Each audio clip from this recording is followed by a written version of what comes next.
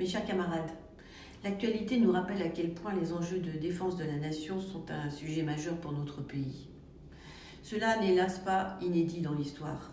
En France, nous sortons de la période qualifiée des dividendes de la paix, depuis les attentats terroristes de 2015 et bien sûr l'attaque russe contre l'Ukraine, d'abord en Crimée et dans le Donbass en 2014, puis contre l'ensemble du pays en 2022.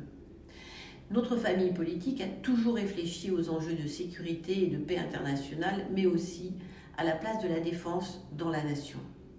Les socialistes ont toujours agi en la matière et, comme vous pourrez le constater, nous pouvons en être fiers.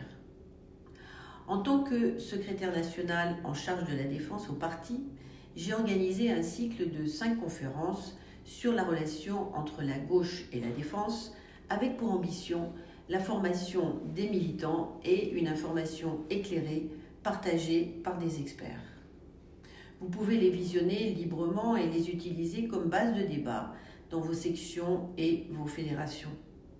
Chaque audition traite d'un thème particulier. La première sur l'histoire de la doctrine des socialistes en matière de défense et de politique étrangère depuis la fin du XIXe siècle jusqu'à nos jours. La deuxième porte sur la doctrine de défense des socialistes aujourd'hui à la lumière de nos dernières expériences présidentielles et gouvernementales. La troisième est consacrée au monde du travail et à l'industrie de défense. La quatrième est dédiée au lien entre la jeunesse et la défense. Et la cinquième aborde la question des socialistes et la dissuasion nucléaire.